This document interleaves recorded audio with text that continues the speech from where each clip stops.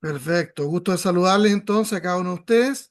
Soy el profesor Luciano Silva, director del Centro de Reflexión Teológica del Sur, un pastor chileno de la comuna de Tomé. He sido teólogo por varios años, escritor de varios libros y me tocó ser representante de la Iglesia Evangélica en la Convención Constitucional, o sea, fui constituyente de la República hace algunos años atrás. Me dedico a dar conferencias sobre distintos temas de la teología, el pensamiento cristiano, y estos últimos años hemos estado trabajando fuerte con la necesidad más visible de la iglesia estos primeros 20 años del siglo XXI. Me refiero a todos los temas que tienen que ver con la psicología cristiana, la familia, la salud mental. El ciclo vital de la familia se ha vuelto un tema tremendamente Un relevante. dedito,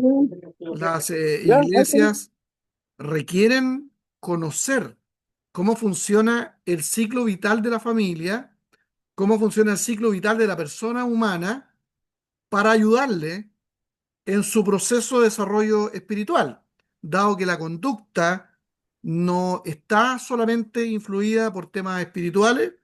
No niego eso, siempre lo he dicho, reconozco que muchos de nuestros pensamientos y nuestra conducta tiene que ver con la psique, pero no solamente eso. Si la conducta humana está mediada también por procesos del sistema nervioso central, o sea, temas neuronales. Está mediado también por temas que tienen que ver con las hormonas, o sea, con el sistema endocrino, y todos estos temas nos llevan a entender que hay personas que se enferman por distintas razones y cambia su conducta. Entonces la conducta no solo es el resultado de temas espirituales, sino de cuestiones que tienen que ver con la salud mental, en este caso la psicología. Y la iglesia evangélica ya en el siglo XXI requiere manejar estos temas porque no solamente cuando no los conoce, no ayuda realmente o eficientemente a las personas, sino que a veces también las confunde y a veces incluso les hace daño, lo que causa persecución a la iglesia también, porque nos traten mal, que nos miren mal, que nos vean como gente mal educada. Y yo creo que la iglesia del siglo XXI lo que menos desea es ser vista de esa manera. La iglesia evangélica quiere ser un aporte hoy día a la sociedad, a la cultura, a la educación, a la política, a la ciencia, al deporte, a tantas áreas donde nosotros podemos evangelizar. Entonces, nuestro seminario teológico los últimos años ha estado observando que una de las mayores falencias que tiene la iglesia evangélica tiene que ver con este tema de la asistencia pastoral, la orientación familiar. O sea, hay harta predicación y eso es muy bueno. Hay harta alabanza, harto cántico, lo que es muy bueno.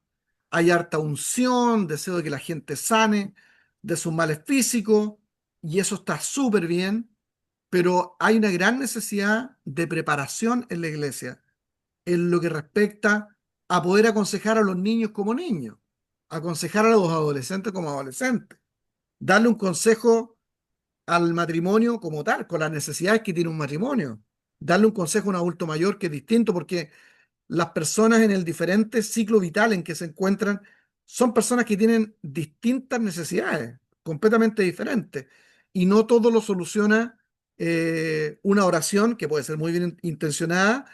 Ahí se requiere que los pastores, los líderes, los diáconos, la gente que trabaja cerca de los ambientes pastorales posea las herramientas mínimas para así ayudar a resolver problemáticas de manera efectiva al interior de la iglesia. ¿Ya? Entonces, nuestro seminario ha venido desarrollando diplomados, bachilleratos, licenciaturas, maestrías, etcétera.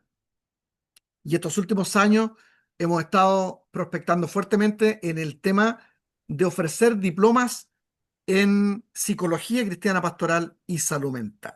Entonces, dicho esto, nuestro seminario, No están eh, porque existe otras opciones. Si aplicas nuestro para seminario, hacer lo que hago. ¿En serio? Porque no parece ser cierto. Feliz a aniversario. ver, Ay, amor, ¿te acordaste? les Le dices a Nina. Necesito, a ver si hay alguien que me ayude por ahí. ¿No está Antonio? No, pero a Una, lo mejor ya se está en un celular. una persona Eh, que se llama Salvio Mardone Pastor. sí, sí, sí, no, Y es que quiero que alguien que me ayude ahí, puede ser Gregorio. Gregorio está conectado de un computador. Sí, Pastor Luciano. Entonces, mira, ¿qué tal si yo te hago coanfitrión? ¿Te parece? ¿Para grabar la clase? No, no, la clase está siendo grabada, pero si te convierto en coanfitrión como ahora, tú vas a poder identificar cuando una persona entra a la sala, entra con el audio abierto y no se da cuenta y se mete ruido. Entonces tú lo vas a identificar porque en la pantalla te aparece que se le prende la pantallita como verde, ¿no? Alrededor. Entonces, si tú vas a los puntitos arriba, en la esquina, ahí tú puedes colocar silenciar y ahí me ayudas para que no se meta el audio. ¿Te parece? Sí, Pastor. Ya. Sí. Y si hubiera alguna otra persona que sepa hacerlo que me quiera ayudar, avíseme. ¿Hay alguien que sea más o menos bueno para la computación aquí? Luciano, hermano, Mario Bravo te habla. Yo Ya, te puedo ayudar, yo conozco bien el sistema. ya, Déjame como Mario. confitrión. Perfecto. Qué fantástico. Entonces, tenemos dos personas para ir silenciando, porque las personas sin no se dan cuenta y generalmente uno entra con el todo encendido. Pero bueno, estamos entonces ya, fantásticos. Yo les estaba comentando que nuestro seminario está ofreciendo para este año 2026 un diploma en salud mental, familia y psicología cristiana pastoral. Y como no todos los hermanos tienen los recursos para poder estudiar en en un diploma, nuestro seminario ofrece de manera gratuita ciclos de conferencias sobre estos temas. Temas que no pueden ser tratados con la profundidad que uno los puede tratar en una clase, porque hay tiempo para mucha pregunta, para testimonio, hay tiempo para analizar las problemáticas desde perspectivas sociológicas, antropológicas, bíblicas, la experiencia personal, etcétera.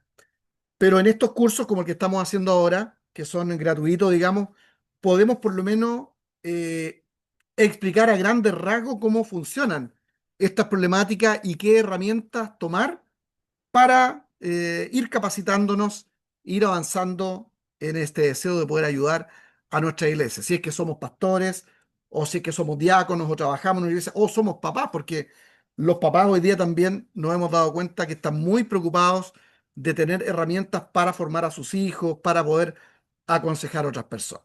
Vamos entonces, este tema del día de hoy, que lleva como título ¿Cómo prevenir el abuso infantil y adolescente?, es parte de un ciclo de conferencias formativas en salud mental, en familia y en prevención. Este es el tercer tema gratuito que está compartiendo nuestro seminario. El primero que hicimos fue el 28 de noviembre, que trató sobre la depresión y las señales del suicidio. Fue una interesante conferencia, los dejamos siempre grabados, pues yo los comparto para que así puedan también compartirlo libremente con otros hermanos y gracias al Señor estas conferencias han llegado a varios países y por eso que también se nos están incorporando hermanos de otros países a estas conferencias. Vamos a seguir haciendo durante todo el año, así que hay que estar bien atentos. La segunda conferencia la hicimos el 19 de diciembre y versaba sobre cómo prevenir la pornografía, que es un tema que la iglesia calla, pero en aquella conferencia nos dimos cuenta de que los porcentajes de personas que practican pornografía, ya sea pornografía dura, propiamente tal, o la pornografía no formal, digamos, funcional, llamada así, también tiene una alta incidencia al interior de la iglesia. O sea, si uno mira los números, fuera de la iglesia, el mundo tiene estadísticas más o menos como un 64% de la gente ha tenido algún contacto o tiene contacto con la pornografía. Dentro de la iglesia es el 54, 56%. O sea, son casi los mismos números. Entonces, si alguien piensa, no, la iglesia está libre de depresión, esas cosas son demonios, que nosotros echamos con una oración, o no, en la iglesia no hay nada de pornografía, esas cosas no existen, es un absoluto error. Y es por eso que la iglesia necesita conocer estas estadísticas, saber cómo se originan estas problemáticas, saber cómo funciona el ciclo de la persona humana y desarrollar estrategias y herramientas que nos permitan poder ayudar en estos casos que son tan difíciles para la iglesia. Entonces, ya se impartieron estos dos primeros talleres. Yo estoy haciendo un pequeño recuento porque si hay personas que se están conectando por primera vez y no vieron esa conferencia, ya tienen mi número de teléfono, mi número de WhatsApp, y yo con el mayor de los agrados, si ustedes me escriben, yo les mando el link de esas conferencias para que ustedes puedan utilizarlas como estimen conveniente. ¿Ah? Entonces hoy día estamos con este tema, ¿ah? El abuso infantil y adolescente. ¿Cómo prevenimos el abuso infantil? ¿Existe esto dentro de la iglesia evangélica o de las familias cristianas? ¿Cómo son los números? ¿Son parecidos a los que se exhiben en distintos lugares o instituciones? Bueno, lo que vamos a hacer entonces de manera bien sencilla para luego originar alguna discusión, alguna conversación, lo vamos a definir, vamos a ir conversando un poco acerca de esto. ¿Ah? La definición que tenemos para abuso sexual infantil o ASI es cualquier tipo de actividad sexual que se le impone a alguien que no tiene una madurez suficiente como para decidir en conciencia. O sea, vale decir, es la actividad sexual que se le impone a un menor y un tipo de actividad sexual que no está apropiada para su edad. Y aquí es un tema muy relevante porque está pasado a ser una plaga dentro de nuestras escuelas porque desde el punto de vista cristiano, por lo menos se podría decir que también ha habido un abuso sexual infantil a través de la imposición de ciertos tipos de programas sexuales, entre comillas, que tienen una orientación no científica ni médica, sino de movimientos de liberación sexual, de las llamadas disidencias sexuales, que han originado no solamente programas de sexualidad, sino también políticas públicas para obligar a que el Estado financie tales programas dentro de los sistemas educativos que nosotros tenemos. Entonces, en esta conferencia también vamos a hablar un poquito acerca de eso. Espero que haya alguna conversación, algunos comentarios sobre esto, porque en todos los países de América Latina, especialmente está ocurriendo en Argentina y en Chile, esto de que esta forma de abuso sexual se expresa en especies de políticas públicas. Muy, muy, muy peligroso por lo demás, porque ahí que hace una persona frente al Estado. Muy difícil, ¿no? Pero bueno, entonces la definición básica de abuso sexual infantil es cualquier actividad a una persona que es menor de edad y que no tiene las herramientas para poder discernir. Son actividades sexuales fuera de la edad, no están en su ciclo vital de desarrollo. Y este es un tema que a mí me parece que es de vital importancia que entiendan los hermanos de las iglesias. Los seres humanos tenemos un ciclo vital de desarrollo. Si solo los hermanos evangélicos entendieran esto que yo les estoy comentando, sería tan fácil dar respuestas en televisión, enfrentarnos incluso a personas que tienen poder político y que dan opiniones sobre cosas que ellos no entienden. O sea, la problemática que tenemos nosotros los evangélicos no es que no tengamos defensores de estos temas, tenemos muchos defensores de estos temas, de hermanos evangélicos que por su carisma han llegado a la televisión o por su poder económico, político han llegado al Congreso y nos tratan de defender y lo hacen con mucho amor, lo hacen con mucho deseo, pero que uno nota que no tienen las herramientas para poder hacerlo de manera adecuada. Y a veces, en vez de ayudar a la iglesia, la dejan peor, porque desarrollan una imagen de la iglesia como la iglesia de gente ignorante, gente sin preparación, que no sabe lo que está hablando y que es fundamentalista. no hay mala intención detrás, hay mala formación. Eso lo veo yo incluso en representantes políticos nuestros, que es lo que más me preocupa a mí. Porque uno se da cuenta, o sea, si uno siquiera manejara esta idea básica que les comento, de que los seres humanos tenemos, igual que la familia, un ciclo vital de desarrollo, una manera en que nosotros vamos adquiriendo maduración y que va aparejado a la maduración del cerebro. Y esa no es una cuestión que inventó un pastor por allí o un hermano, no, son las investigaciones de la psicología clásica, de la psicología conductual clásica. Entonces, si uno manejara eso ya, podría decirle a un periodista o a estos personajes que defienden esta idea absurda con mucha propiedad que hay cosas que no se le pueden enseñar a un niño en temas de sexualidad, porque su cerebro no está en condiciones. El cerebro humano, según Jean Piaget, por ejemplo, tiene un proceso de desarrollo para ir adquiriendo conocimientos de carácter preformales, formales, concretos, y llegar después a la abstracción, o sea, tener la capacidad reflexiva, con carácter crítico. Ese es un proceso que dura hasta los 18 años, por eso es que se pone como, digamos, como límite, o sea, como un límite entre la infancia y la adultez, los 18 años, porque según los estudios que hace Jean Piaget, más o menos a esa edad, el sistema cerebral prefrontal está ya más o menos maduro, y no completamente, porque hay estudios que dicen que el cerebro termina de desarrollarse completamente, de madurar para tener una capacidad autónoma de reflexión, que uno puede decir, no, esta persona está tomando decisiones que son firmes, categóricas, bien pensadas, que están bien pausadas también,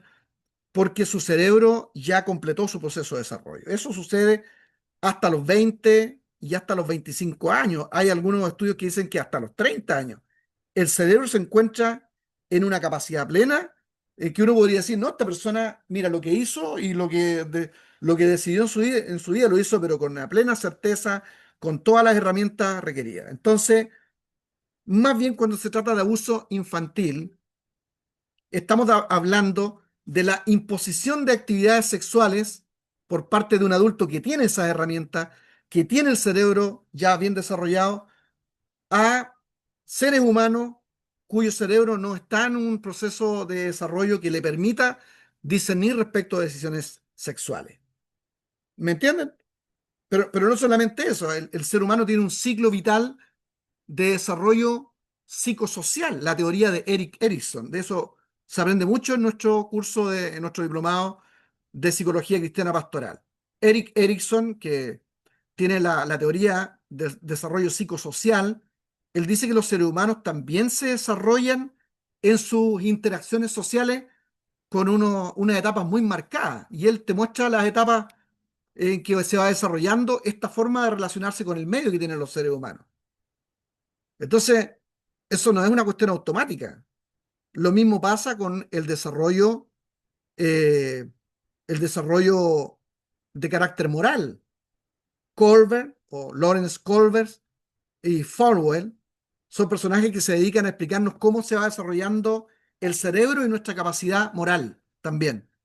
Entonces, y es interesante que todos estos desarrollos, el desarrollo psicosexual, el desarrollo psicosocial, el desarrollo de carácter moral y conductual, la maduración del cerebro, el desarrollo cognitivo, en palabras de Jean Piaget, van más o menos parejos en las edades en que los seres humanos van dando ciertos saltos y el cerebro va madurando. Entonces, desde ese puro punto de vista ya, uno no podría enseñarle cualquier cosa sexual a un niño, a un joven, porque hay etapas de desarrollo. Y es por eso que la definición de abuso sexual infantil remite a ese análisis sobre cómo se desarrollan las personas, cómo se desarrollan los seres humanos. ¿Estamos? O sea, por ejemplo, desactivar la famosa ideología de género, que algunos personajes de la televisión dicen que no existe la ideología de género. Es fácil con este tipo de herramientas probar que efectivamente existe algo llamado como ideología de género, efectivamente, desde el punto de vista del análisis psicológico, filosófico, existe, histórico además, de las escuelas de formación, las escuelas de promoción de este pensamiento. Hay una ideología de género, como existe también una teoría que intenta revertir todos estos procesos y utilizarlos para subvertir el orden social. Y entre ellos el tema de la sexualidad ha sido súper importante. Los grupos que son más radicales, yo no, he notado, esta es una opinión personal, los grupos más radicales hoy día que están en las izquierdas radicales, yo pienso que usan la sexualidad como un medio de atraer muchos jóvenes, con ciertas ofertas de libertades sin límites, con idealizaciones absurdas que los seres humanos no están en condiciones de vivir, porque el ser humano necesita ciertos límites y eso va muy también relacionado con nuestras propias etapas de desarrollo. Entonces, eso respecto de lo que nosotros podemos definir em, como ASI, ¿no? Como abuso sexual infantil. Cualquier actividad sexual impuesta a un menor no apropiada para su edad. Por eso que les expliqué esto de el ciclo vital de la persona humana y de las teorías que se han desarrollado al respecto de que el ser humano tiene un proceso para ir desarrollando su cerebro. Con o sin contacto físico, aquí ya empezamos a ampliar la definición. Algo que es inapropiado para la edad de un menor, con o sin contacto físico, o sea, el abuso sexual infantil no siempre tiene que ver con violencia. De hecho, la mayor parte de las veces el abuso sexual infantil no tiene violencia. Ya vamos a hablar de algo muy típico de la ASI y que tiene que ver con el grooming. ¿Mm? Con o sin violencia, la mayoría de las veces sin violencia. ¿Mm? Entre un adulto y un menor o entre dos menores, aquí también, pero cuando existe asimetría, coerción o manipulación. O sea, hay asimetría en el sentido generalmente de la edad. Cuando son dos menores de edad, dos menores de 18, pero uno de los dos menores tiene bastante más edad que el otro. Y tiene tanta más edad que el otro que conoce más, entiende más, se produce una asimetría de poder que le permite coercionar, o sea, empujar, impulsar, manipular para que el menor haga sexualmente lo que él desea. ¿No? Entonces aquí ya vamos configurando una definición o para tener un marco general de comprensión de lo que es la, eh, el abuso sexual infantil. Miren, les quise poner aquí una pregunta que hice en mi última clase a los alumnos de mi curso de diplomado, que nos va a ayudar un poquito más. Fíjense, aquí está respondida, ¿no? Con mis alumnos estuvimos trabajando en la pregunta, en clase, cada uno dio sus opiniones, hizo sus investigaciones, etcétera. Aquí está la respuesta y nos va a ayudar bastante. ¿Cuáles son los elementos constitutivos? O sea, ¿qué elementos tienen que existir para que nosotros podamos decir aquí hay abuso sexual infantil? ¿Mm? Que nos permitan definir una situación como abuso sexual infantil. ¿Y por qué la coerción y la asimetría? Estos ya serían dos de esos elementos constitutivos. La coerción y la asimetría son criterios, elementos, variables, indicadores que son centrales para saber que hay un abuso sexual infantil, aunque no haya violencia física. Dos de estos serían muy importantes: la coerción y la asimetría. Cuando hay coerción, cuando hay asimetría, entonces uno dice, esto puede ser abuso sexual infantil o adolescente. Una situación se define como abuso sexual infantil cuando hay actividad sexual impuesta o inducida a un menor que no es apropiada para su etapa de desarrollo y se configura por la presencia de coerción o asimetría de poder. Uno tiene más madurez que el otro, tiene más información, por tanto puede manipular al otro. La coerción es central porque el abuso no necesita golpes para existir, y aquí tenemos que empezar a sacarnos algunos mitos. Abuso infantil no siempre es violencia física. De hecho, la mayor parte de las veces no hay violencia física. ¿Mm? Puede operar mediante engaños. Y aquí está la clave. Regalos, promesas, manipulación afectiva, o sea, ser muy cercano, a propósito, con la finalidad de conseguir sexualidad de parte del menor, amenazas veladas o medias escondidas, como si tú hablas, esto va a provocar un problema grande en tu familia, le va a afectar a tus papás o no te van a creer. Amenazas veladas. Por eso digo que la mayoría de las veces cuando hablamos de abuso sexual infantil, no hay violencia. ¿Mm? De hecho, cuando hay violencia, es fácil reconocer estas marcas para detener ese abuso sexual infantil. Cuando ven un moretón, cuando se ve un ojo morado, un rasguño, entonces es fácil que los adultos se puedan dar cuenta que hay un abuso sexual infantil y se pueda perseguir al agresor. Pero la mayor parte de las veces no hay esa violencia, porque al agresor sexual, el que abusa, desea mantener el abuso en el tiempo y la manipulación. Por tanto, lo que siempre sí hay es coerción y asimetría. O sea, la capacidad de manipular con engaño, regalo, promesa, ¿cierto? Amenazas, media escondida, culpa, presión emocional y algo aquí que tenemos que decirlo, pero que también puede ser presión espiritual, porque el abuso infantil o adolescente ocurre también dentro de la iglesia. O sea, se usa el poder espiritual para coercionar y se produce asimetría porque, por ejemplo, el caso de un pastor que cae en temas de abuso, hay una tremenda asimetría, hay una asimetría espiritual gigante, porque él tiene el poder de manipular la verdad de Dios frente a otras personas. Imagínense en el caso de un adolescente y un niño. En la última clase que tuve con mis alumnos, yo les decía a ellos que tenemos una cantidad de experiencias con los movimientos sectarios y hemos tenido historias que se han hecho famosas, ¿no? De pastores que han manipulado gente de su edad. Aquí en Chile fue muy famoso el caso del profeta de Peñalolén. ¿Alguno escuchó eso? O sea, cómo un tipo convence mujeres más o menos de su edad ya maduras, no estamos hablando de niños ni jóvenes, mujeres, y convence familias de estas mujeres y las hace su esposa, al punto que ellas llegan a defender esa supuesta verdad. Entonces, imagínense, ¿por qué ocurre eso? Bueno, por coerción, que es elemento clave que es siempre la capacidad de ir manipulando el discurso, manipular la narrativa y que haya asimetría, asimetría de poder, asimetría económica y en este caso de la religión, asimetría espiritual. O sea, hay uno que está más arriba y que puede manejar la narrativa del discurso.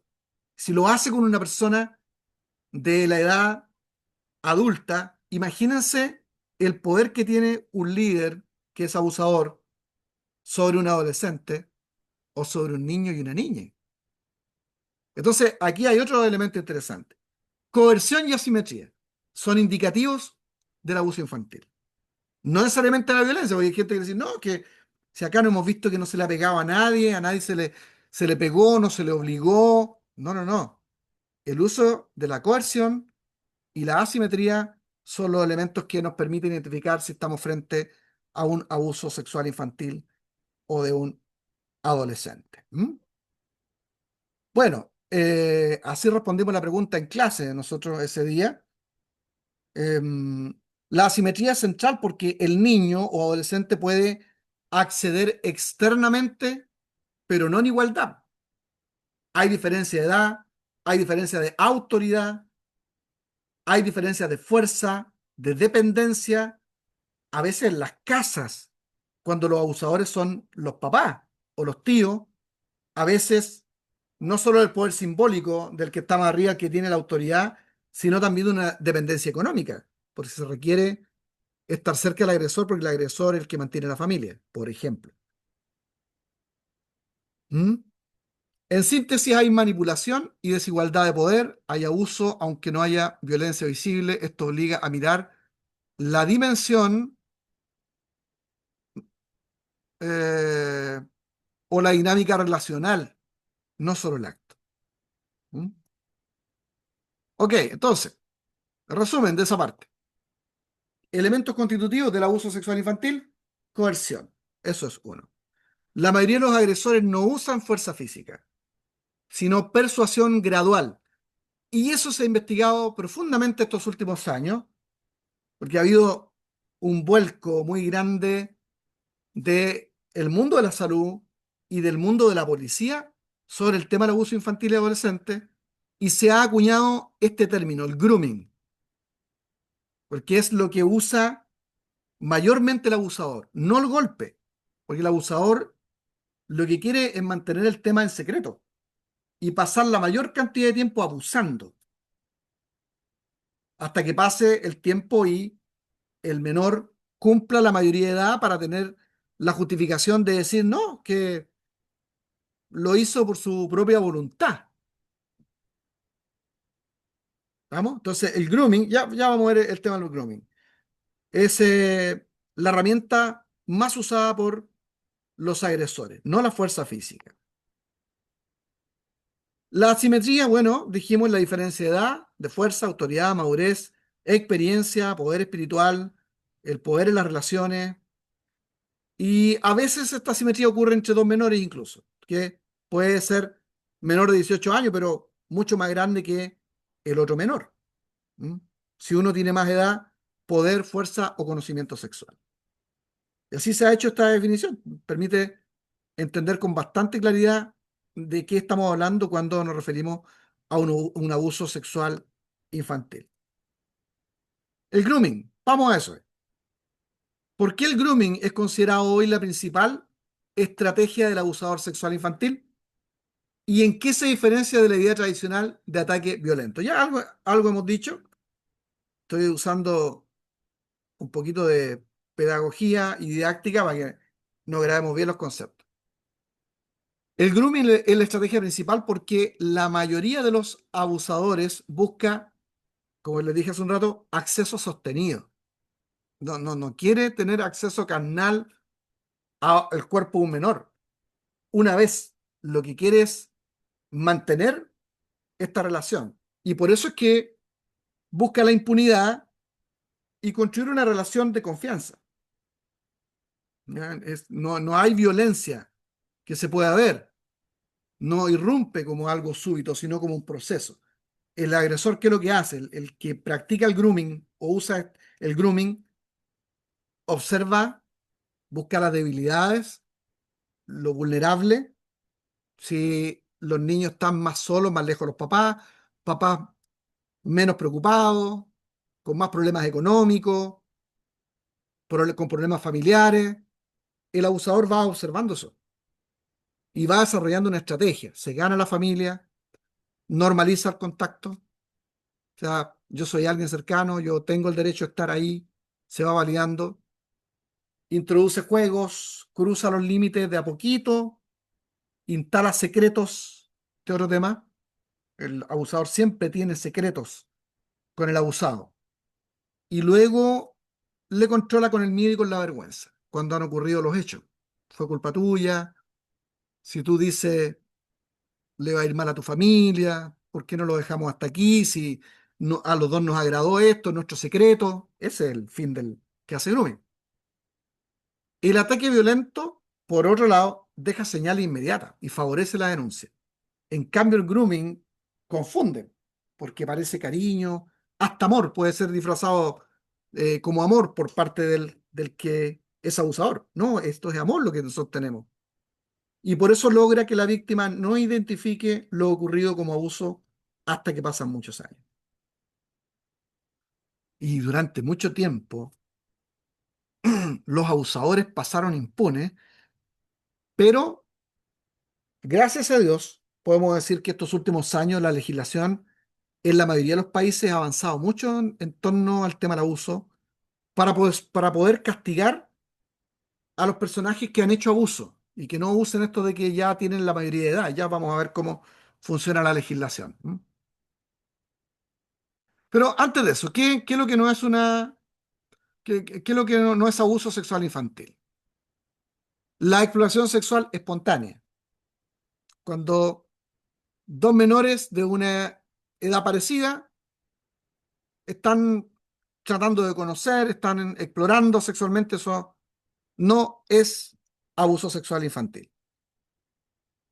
No es abuso sexual infantil cuando la educación sexual es apropiada para la edad. Por eso es que yo diría que también aquí hay un flanco que podemos abrir y que deberíamos abrir de discusión con el mundo de las políticas públicas, con el Ministerio de Educación y con el Ministerio de Justicia, en Chile y en otros países, porque la educación sexual apropiada, o la falta de educación sexual apropiada, podría calzar también dentro de las definiciones de abuso sexual infantil.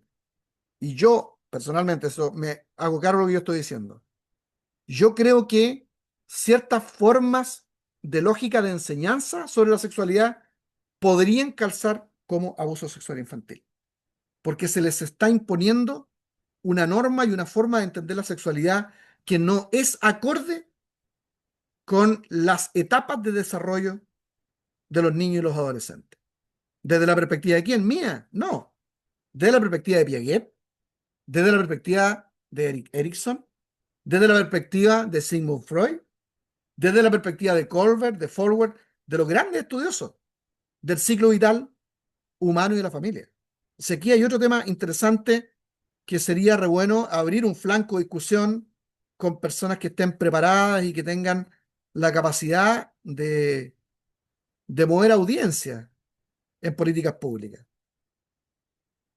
¿Qué es lo que no es abuso sexual infantil? Las muestras de afecto sano entre la familia. Eso no es abuso, ¿no? Al contrario, eso es cariño. Bien, miremos un poquito las estadísticas, ¿ah? Porque si estamos pensando, pero a lo mejor esto no es tanto, ¿ah? Cuando hablamos del tema de la depresión, el suicidio, cuando hablamos de la pornografía, claro, a lo mejor ahí habían cifras altas, pero a lo mejor no hay tanto abuso sexual infantil. No es tanto a lo mejor. Veamos qué es lo que nos dicen los expertos.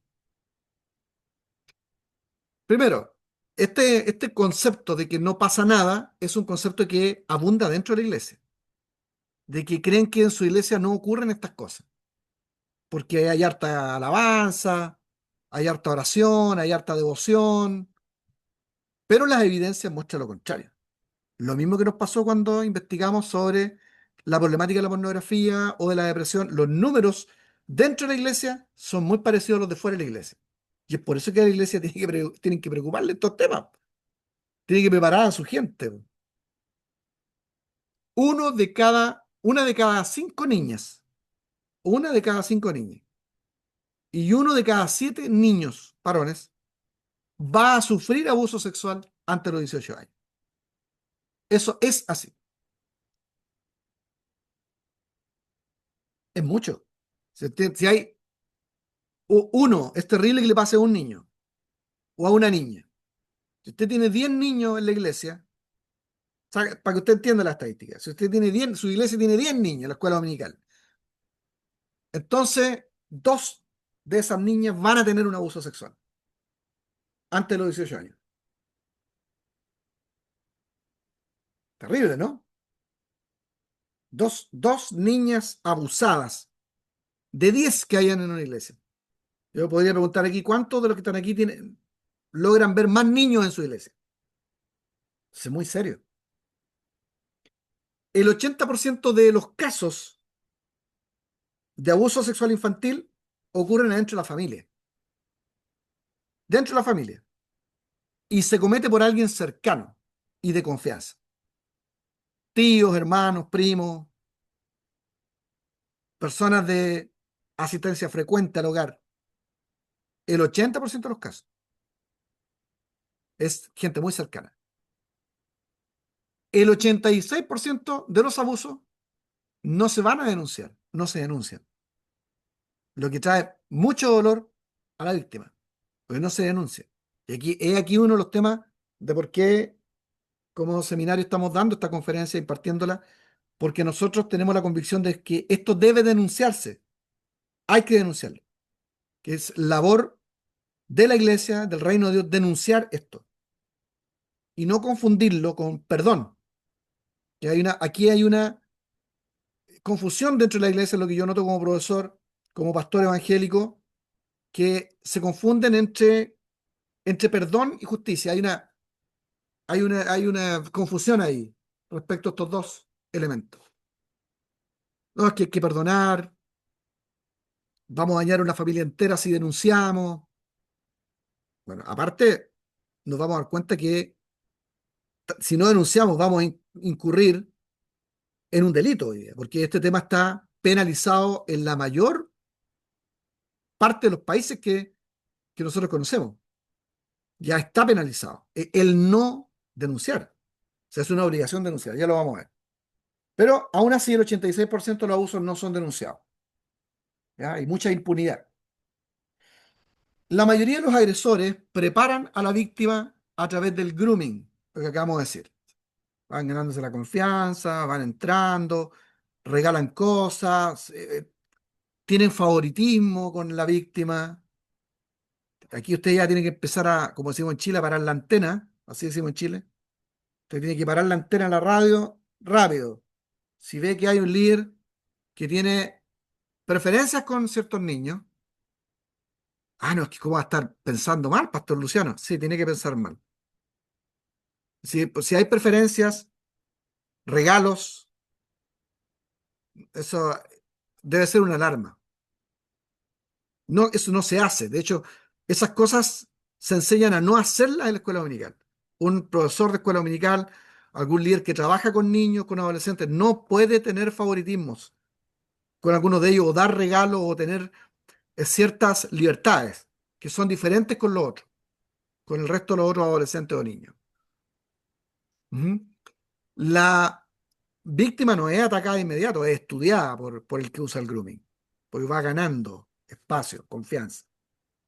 El abuso sexual infantil es el principal factor de riesgo para la explotación sexual comercial en la vida adulta, según la UNICEF. O sea, ¿qué estamos diciendo con esto? Después que ocurren esta cantidad tan grande de abuso, esa gente que es abusada es el principal terreno fértil para la explotación sexual adulta. Es como un pecado en cadena esto. ¿Ya? Vamos a la pregunta que hicimos ahí en el curso.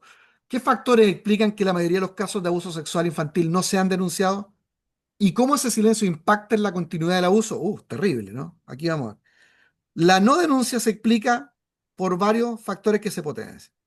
Miedo a represalia, vergüenza, culpa inducida, tú lo provocaste, amenaza si habla, se destruye tu familia, van a quedar peor, dependencia emocional cuando son familiares cercanos, muy cercanos, o económica, desconfianza en intuiciones, temor a no ser creído, y en la iglesia y en la familia se suma el peso del honor. ¿Cómo? Mira, se va a saber esto, que en la iglesia ocurrió esto. No, o sea, va a quebrar la iglesia, la va a destruir la iglesia. ¿Mm? Y dice la Biblia, ¿no? Hay del que quebrare, destruyere, dividir el cuerpo de Cristo. Dice. Hay por quien vinieren los escándalos. El abusador usa la Biblia igual. El diablo siempre usa la Biblia. El diablo usa súper bien la Biblia. Y hay por quien vengan los escándalos. O sea, el que provoca el escándalo, que es el abusador, le echa la culpa a la víctima de que no puede acusarlo porque si no va a provocar el escándalo. El escándalo lo provoca siempre el abusador. ¿Ya? La confusión entre perdón y justicia, que tienen por problemas teológicos de los pastores o de los líderes. No entender que una cosa es el perdón y otra también la justicia. Y el miedo a dividir la comunidad por estos famosos escándalos. Esto que yo lo estoy diciendo porque yo lo he escuchado en consejería, ¿no? Que los abusadores usan la Biblia. Dicen, no, vas a provocar un escándalo en la iglesia. Mejor el perdón. Ya, esto ocurrió ya. Ya ocurrió hace tanto tiempo. ¿Por qué vas a denunciar? Tú vas a ser la causa que seguía la iglesia. No es así. No es así. Estas cosas se denuncian. Es por un tema justamente de justicia. Ese silencio impacta directamente porque el abusador se alimenta de la impunidad, ¿no? El abusador, cuando no es denunciado, vuelve a abusar y abusa a otras personas. Tienen que entender, un abusador no es una persona que abusó una vez porque fue por casualidad. El abusador abusa constantemente, es abusador. Por eso usa el grooming, porque crea historia, es una práctica. Tiene un problema grave, es abusador. No fue una casualidad, no fue una debilidad, nada de eso. Es abusador. Si no hay denuncia, el agresor repite, escala, hace cosas más graves cada vez y puede acceder a nuevas víctimas. Eso es lo que va a ocurrir siempre. La continuidad no es accidente. El problema es el silencio. Funciona como un protector del que abusa. Esa fue la respuesta que logramos ahí en clase. Fue re entretenido. Ok, entonces, miren, aquí hay un cuadro que les preparé a ustedes, dado que esta conferencia es más cortita, para hacer un versus, ¿no? Mito, verdad, y qué podríamos decirle a los líderes. Si en la iglesia dicen el abuso sexual, acá por lo menos en esta iglesia no. La verdad es 1 de cada 5 niñas y 1 de cada 7 niños lo sufre. ¿Qué le decimos a los hermanos de la iglesia, a los líderes, a los consejeros, a los pastores? En cualquier iglesia con 100 niños, probablemente 10, 15 ya han sido abusados. Es muy alta la cifra. O sea, fuera uno o dos entre 10 niñas. Muy, muy alto. Otro mito. No, esto pasa a la gente pobre nomás, pero acá en esta iglesia viene gente bien, más acomodada. Ocurre en todos los estratos sociales y no hay ninguna diferencia en las estadísticas. El estatus económico no protege. El agresor suele ser funcional e integrado. Tercer mito. Hablar de abuso podría asustar a los niños. Mejor no, ¿para qué? Estemos atentos nomás. Mentira. La verdad es que la educación apropiada fortalece. Enseñar nombres anatómicos y límites es protección, no trauma. O sea, a los niños hay que hablarles del abuso y enseñarles que utilicen los nombres que corresponden a los genitales. O sea, el pene se llama pene, la vagina se llama vagina. ¿Por qué es tan importante? Porque son las maneras en que se le quitan los tabúes sobre la sexualidad a los niños y a los adolescentes para que tengan la capacidad de decir lo que les está pasando. Porque incluso utilizar los nombres que corresponden a los genitales os va a ayudar muchísimo a denunciar. Porque no es lo mismo que si tú logras darte cuenta que están abusando a una niña o un niño. Entonces, ¿y qué te hizo? ¿Qué te hizo él? Me tocó allá abajo. Allá abajo no sirve. El agresor puede incluso usar eso para decir, no es cierto, le pasé a rozar ahí abajo, tal como dijo. No es lo mismo que diga, el agresor me tocó el pene o me tocó la vagina. Eso es claro en un juicio. Entonces, lo peor que puede hacer una persona es darle nombres incorrectos a las partes íntimas. Por eso a los niños, desde pequeñito, el pene se llama pene y la vagina se llama vagina, para que él pueda describir con plena claridad dónde fue tocado y qué es lo que le está pasando. No es ahí abajo, es la cosa. No, pero es que puede referirse a la pierna. Claro, yo le pasé a tocar la pierna, no fue mi intención. Dice el agresor, yo le quise tomar en brazo y claro, le tomé ahí abajo en la pierna. Es distinto si dice, él me tocó la vagina. Eso es muy diferente. Por eso se les enseña a nombrar los genitales tal cual nombre tienen.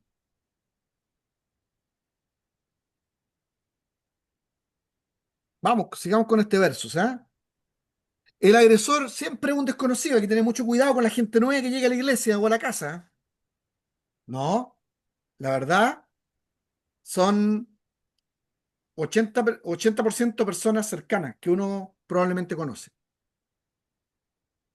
Por eso la prevención debe centrarse en vínculos, no en el hombre del saco, pues, no en el que viene por primera vez a la iglesia. No, hay que centrarse ahí en las personas que se conocen, en conocer bien, valga la redundancia, conocer bien al que ya conocemos, cómo se comportan, cómo son. Otro mito, el agresor va a usar fuerza física. No, grooming. Usa manipulación, engaño, juego, regalo. ¿Mm? Tiene sus preferidos, sus preferidas, muy notoriamente. La iglesia debe saber detectar señales de grooming, no solo de violencia. En nuestro curso de diploma siempre hablamos de que un gran problema que tiene la iglesia actualmente es el problema de los protocolos. La iglesia no tiene protocolos para problemas de salud mental, y eso es muy malo. Ejemplo, si usted es de una iglesia, pastor, hermano de iglesia, ¿qué hacen? ¿Qué es lo que tomaron como acuerdo en su iglesia para cuando hay una depresión? Si alguien está en depresión, ¿cuáles son los pasos que siguen ustedes?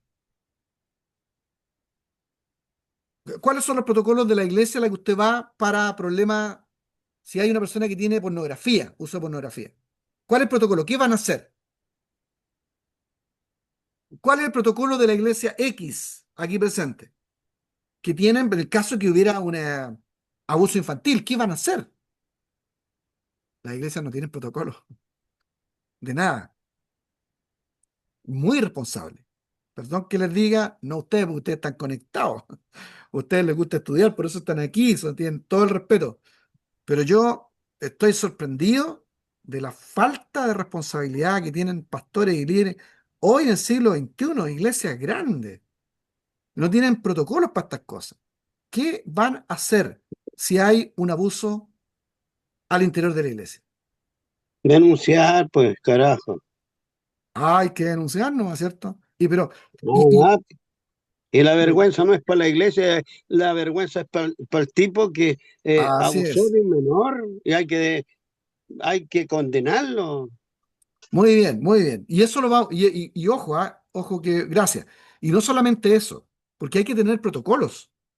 Porque una cosa también, nosotros denunciamos al que tiene que pagar, ¿qué hacemos con la víctima? ¿Qué hacemos con la familia? ¿Cómo ayudamos nosotros? Esos son acuerdos que debe tener una iglesia de antemano.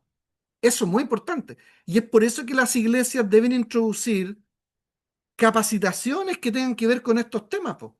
El tema de la depresión, qué es el suicidio, qué es la pornografía, qué es el tema del prematrimonial, el tema del abuso infantil. La iglesia, este es el tema de la iglesia del siglo XXI. Estos son los temas. Entonces, quienes estuvieron en mi charla anterior, se dieron cuenta de lo que yo les expliqué, y voy ahí, pero muy rápido, solamente para recordarlo, que el problema que tuvo la iglesia en el siglo XX era que la iglesia estaba muy ignorante de los temas de la Biblia. No quería estudiar ni la Biblia, porque estudiar la Biblia era de gente poco espiritual, gente carnal. La gente carnal leía la Biblia, los demás no, el Señor les daba nomás.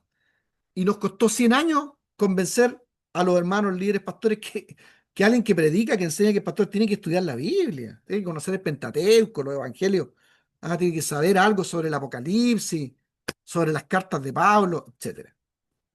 Ese fue el gran tema de la iglesia evangélica en Chile, por lo menos, el siglo XX, el tema de la teología.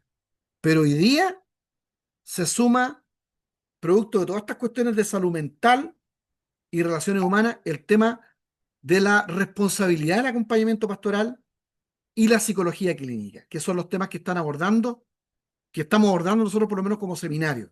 El tema de que el pastor, además de tener una formación bíblica, debe saber algo de psicología clínica, debe saber el tema del acompañamiento pastoral responsable, porque trabaja con familias. Y en las familias hay niños, hay preadolescentes, adolescentes, hay jóvenes, adultos, adultos mayores, y todas estas personas son diferentes. ¿Mm? Ya. Seguimos entonces. Ya. Eh, Casi siempre se denuncia. Es el otro mito. No, ya sabemos que no. Un 86% no se denuncia. Y el silencio es el mayor aliado del abuso. Mientras más silencio hay, más abuso hay. Pues los abusadores no son por casualidad, no fue una vez. El abusador es abusado porque abusa siempre. El otro y el último, no se puede prevenir el abuso infantil. La verdad es que padres y cuidadores que tienen información, en este caso como usted, reducen drásticamente el riesgo del abuso sexual infantil y adolescente. Cuanto más se sepa, menos abuso hay. La prevención depende de enseñar, supervisar y escuchar. Ok. Vamos al tema del grooming. Hacemos el mismo sistema didáctico para ir grabando esto, ¿eh? La táctica principal del abusador se llama grooming. Es un proceso de manipulación en el cual un adulto gana la confianza de un menor para abusar sexualmente de él y garantizar que esté calladito, que no diga nada, que no diga nada. La niña o el niño. Las etapas comunes del grooming. Se focaliza a la víctima, se decide cuál va a ser la víctima, buscando la vulnerabilidad. Se construye la confianza como regalos, secretos, juegos, cosas que no se dicen.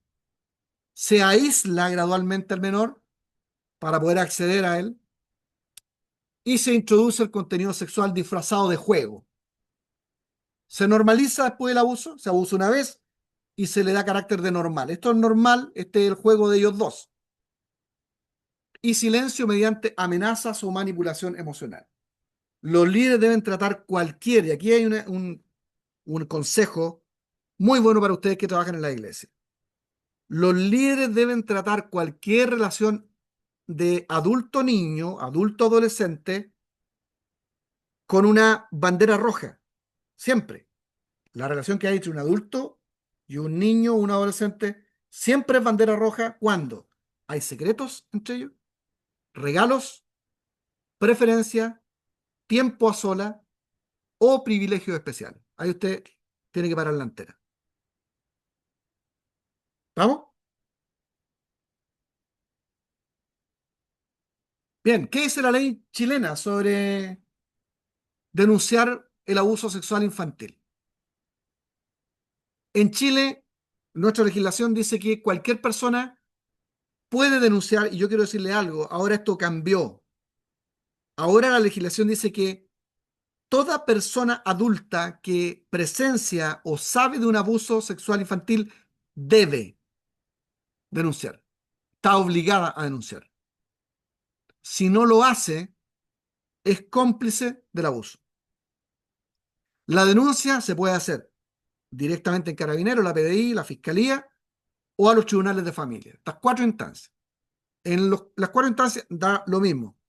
Usted puede hacer la denuncia.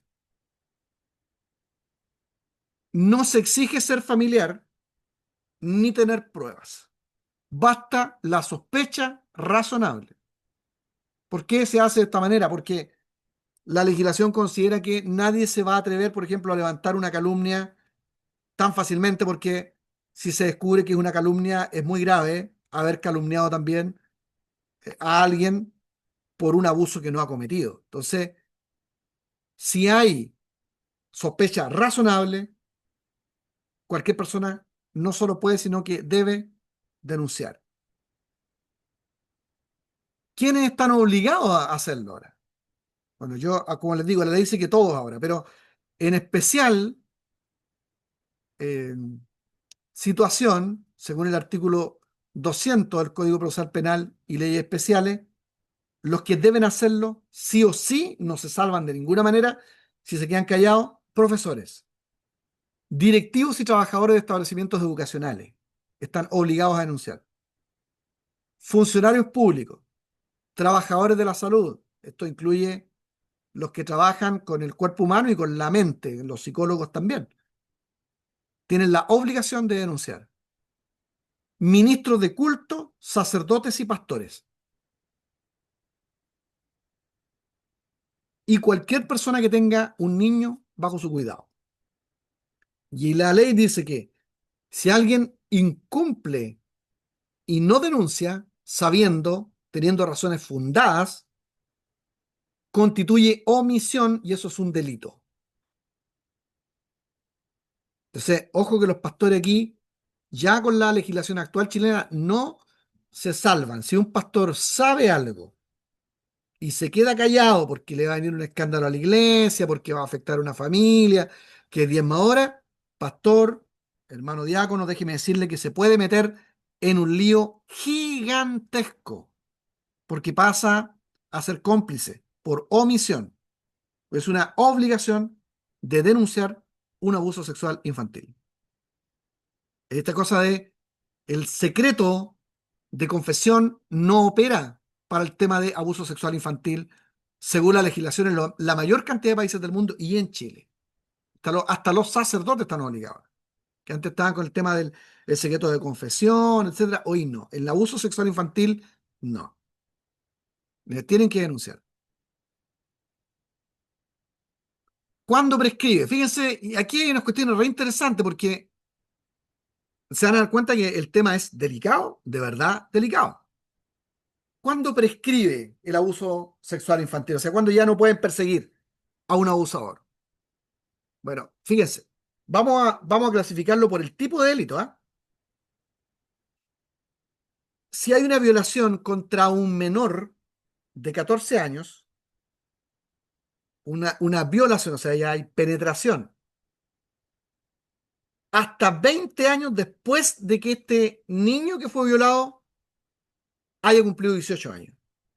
Esto se hizo para que el abusador no quede impune, porque el abusador utilizaba el grooming y decía, bueno, ya después es adulto, ya de adulto se puede decir que él hizo lo que quería conscientemente. Hoy día no es así la ley.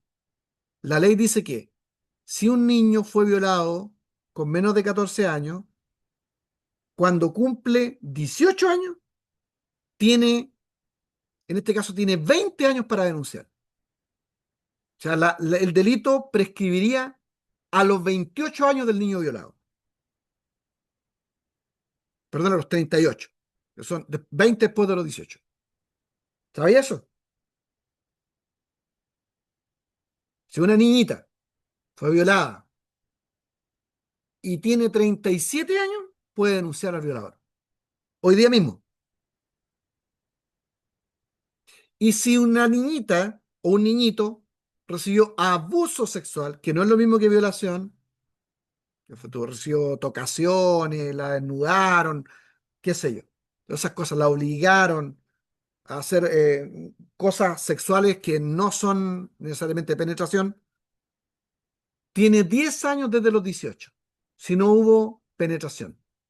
O sea, una niña, una mujer que fue abusada, que fue tocada, que la desnudaron, la obligaron a hacer cosas sexuales, aunque no haya habido penetración, si tiene 27 años de día puede denunciar. O sea, tiene 28 años puede denunciar. Porque, porque el delito prescribe después de 10 años cumplidos los 18. ¿Sabía eso?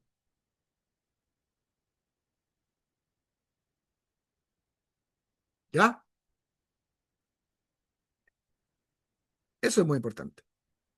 Entonces, si alguien se pregunta hoy día, bueno, pero y ahora la legislación es tan dura, pero y todas estas cuestiones que pasaron antes, ¿a cuántos niños y cuántas niñas los abusaron, los violaron? No, ahora hay tiempo. Ahora hay tiempo.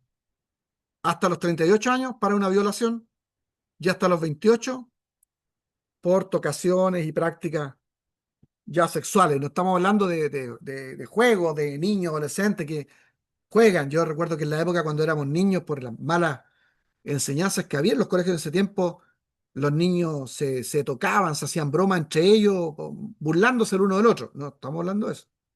Estamos hablando de una persona que abusa, que usa la coerción, que usa el grooming, ¿cierto? Y que accede a esa persona engañándolo, haciendo coerción.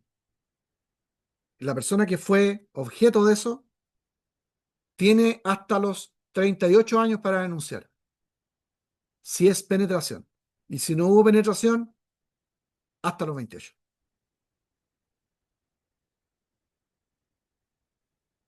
Oiga, perdón que les digo, pero estas cuestiones son sencillas, pero tienen que saberla los pastores, tienen que saberla los hermanos de la iglesia, hay que saberla. ¿Ah? No, hermano, es que aquí, hermano, en esta iglesia no pasa nada. Aquí nosotros cantamos Dios está llamando a la guerra y con eso estamos listos. Y no, estamos impecables acá. Vamos ahora a aprender las canciones de Miel San Marcos, de Pentecostés, y con eso estamos listos nosotros. No es así, pues, mi hermano. Esos pastores son porfiados. Yo los quiero mucho, yo siempre estoy apoyándolos en los concilios, son muy porfiados. Y me da lata que sean porfiados los que nos representan en lugares de poder y tienen el poder y la capacidad de ganar. Y cuando van a la televisión, no quieren ir a la tele porque no les gusta que los entrevisten, porque no tienen la herramienta. Y cuando van, nos dejan peor, dijo el Guaso. No, no puede pasar eso, hermano. Todas estas cuestiones son delicadas hoy día. En el siglo XXI, el año 2026, la iglesia está enfrentada a una sociedad muy informada, muy informada. Entonces, el gran tema de la iglesia no es los libros históricos, hay que aprenderlos. Yo soy teólogo, me interesa eso. Hay que aprender la teología contemporánea, la crítica bíblica, todas esas cosas, está súper bien. Pero la iglesia hoy día necesita formación en cómo guiar a otras personas de manera responsable y cómo ministrar a la familia desde el conocimiento de la psicología cristiana pastoral. Y hoy día con una gran énfasis en temas de salud mental. Clave. No, usted no necesita ser psicólogo, pero los que no tienen para estudiar en un diplomado, bueno, asistan a estas conferencias, busquen, investiguen. Hay mucho material hoy día en Internet. Buen material. Y los que pueden, inscríbanse en sus ciudades, donde ustedes vayan, tomen cursos que les capaciten para poder conocer estos temas de salud mental. ¿Ya? Ok. No nos queda mucho, vamos ya bajando en esta conferencia. Ok. ¿Qué debe saber la iglesia de estos plazos que estamos hablando? Bueno, en la práctica hoy día, como es un tema tan fuerte, el tema del abuso, y sobre todo por la influencia a veces, a veces extremista, pero en esta parte bueno, del feminismo, que es radical, los tribunales suelen admitir denuncias con muchos más años transcurridos, porque la ley no exige pruebas físicas, sino declaraciones, testimonios y los peritajes psicológicos. O sea, aquí, como abusó tanto el abusador, ahora incluso hay un espacio muy gris para personas que quisieran, ejemplo, dañar a un pastor, dañar a una persona que no quieren. Y esto ha pasado también en algunas iglesias, que han aparecido mujeres después de muchos años y dicen, no, este pastor me hizo esto. Porque hoy día se requiere simplemente el testimonio y el peritaje psicológico. Por eso también aquí hay otra cosa de la enseñanza que deben tener los pastores para ministrar. Como siempre digo yo en el seminario, pastores, mujeres ministran mujeres. Aquí en nuestra iglesia, mi esposa aconseja a las hermanas de la iglesia. Yo ministro a los hermanos. Y si no se puede, entonces la oficina pastoral se deja la cortina abierta o la puerta abierta cuando usted está con una persona del sexo opuesto. El pastor va a visitar una familia y es hombre el pastor. Y está la pura hermana Juanita, no, el hermano Carlito no está en la casa, usted no entra a la casa de la hermana Juanita. Menos si hay una niña o un niño ahí están en la casa, no. Tiene que cuidarse también. Esos son los protocolos básicos para ministrar hoy día. Y yo me sorprendo muchas veces de que lo confundan estos temas con cuestiones espiritualistas. No, es que el Señor. Acá, que no. La ley está muy fregada. ¿Por qué han habido muchos abusadores? Entonces también hay que saber en qué circunstancias tenemos que cuidarnos los líderes igual a la hora de ministrar familia, ministrar personas. ¿Mm? Algunos consejos que son prácticos. No investigar internamente cuando ustedes saben de algún tema o tienen ya razones de que hay una hay un abuso infantil o adolescente. Es ilegal, porque usted no está para investigar, es denunciar. Eso es lo que podemos hacer nosotros. Y lo otro, que al investigar personalmente se revictimiza a la persona que sufrió el abuso, o sea, sufre más. Lo que hay que hacer es denunciar inmediatamente ante sospecha razonable, no por tonteras, cuando hay sospechas que son razonables.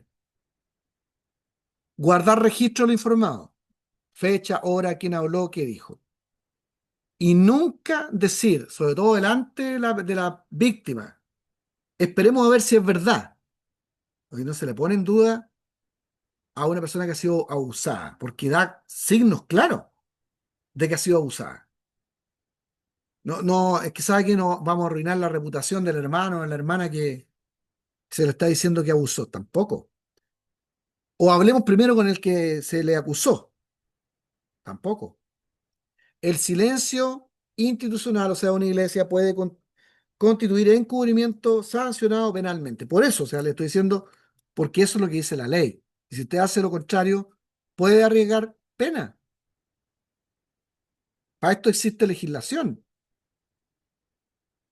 Factores que aumentan el riesgo del abuso. Bueno, ¿qué es lo que va a mirar el que hace grooming? Los conflictos matrimoniales, niños más desatendidos, siempre son más vulnerables, la hipersexualización, la exposición a pornografía, redes sociales sin supervisión. Ese es un campo abonado para los abusadores. En la conferencia pasada que yo di sobre la pornografía, les conté que las estadísticas dicen que el primer contacto con la pornografía que tienen las personas es a los 13 años, buscando o por casualidad. Eso dice la estadística. ¿Por qué? Por el tema de las redes sociales. Entonces, eso aumenta el riesgo del abuso, porque por la curiosidad que tienen los niños, porque ya a los 13 años tienen algún contacto con la pornografía. No, digamos, no explícita, pero tal vez funcional, ¿no? Con tanta hipersexualización de las redes sociales. Otra cosa, el hacinamiento. Eso también, que es un tema que estos temas se tienen que conversar en la iglesia. O sea, la iglesia evangélica nace en estratos culturales que son pobres. Nosotros venimos de familias más sencillas, los evangélicos. No nos tiene que avergonzar. ¿Ah? El evangelio tiene el poder de sacarnos adelante, de mejorar nuestra vida económica, pero por lo mismo hay cuestiones que se debe enseñar sobre la vida de la casa en la iglesia. Por ejemplo, en una casa a cierta edad ya no pueden dormir en una misma pieza los hermanos, sobre todo cuando hay hermanos muy mayores que otros. Eso pasa y pasa, incesto, ocurren situaciones de abuso, ocurren violaciones por el hacinamiento, porque duermen en las mismas camas, duermen en las mismas piezas. Entonces, pero es un problema económico, no, pastor, sí, pero hay que enseñarle a los hermanos. Cuando hay niños, niñas, hay mucha diferencia de edad, no pueden dormir juntos, hay que ver la manera de separarlo en las piezas.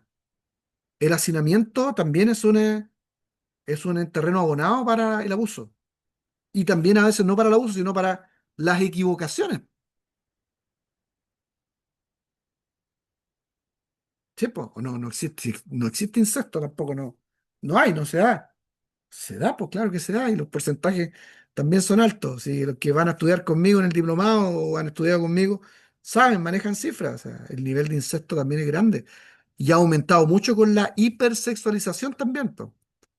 En España, desde que se aprobó el matrimonio entre personas del mismo sexo, es un estudio que tengo en un libro que escribí que se llama Incesto, el último tabú. Yo he escrito 10 libros, perdón, he escrito 16 libros y he publicado 10. Y uno de ellos se llama Incesto, el último tabú. Y en este libro yo explico, porque hice una investigación en España, me llamó la atención los foros juveniles, de que una vez que se aprobó el matrimonio entre personas del mismo sexo, aumentó el interés por el incesto. Porque como la razón para aprobar la homosexualidad, el matrimonio homosexual, fue la libertad. La libertad. O sea, ¿por qué se puede casar un hombre con un hombre, una mujer con una mujer? ¿Por qué? ¿Cuál es la razón? aquí en la sociedad actual, un hombre se casa con una mujer porque al juntarse pueden tener prole. Y la prole trae mano de obra y hay un tremendo beneficio social y por eso les dan derecho a crédito hipotecario y hay un montón de ayudas del Estado para el casamiento, para los matrimonios, porque el matrimonio incentiva el desarrollo de la sociedad. Entonces, tienen prole. La naturalidad del matrimonio entre personas del sexo diferente hace que el Estado beneficie eso. Entonces se preguntaba, bueno, ¿cuál es la razón por la cual se van a casar un hombre con un hombre y una mujer con una mujer? Porque son libres y tienen deseo y se aman. Listo. Aprobado el matrimonio entre personas del mismo sexo.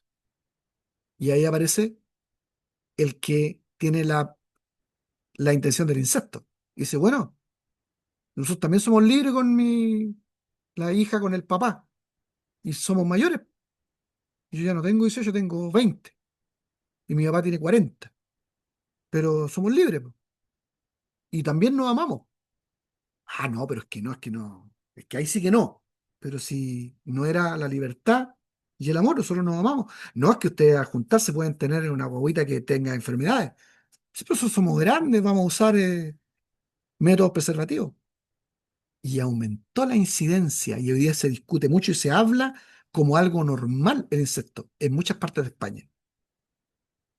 Entonces, el insecto es un tema que también debe educarse dentro de la iglesia, por supuesto. Si que no se hable no quiere decir que no exista o no vaya a aparecer.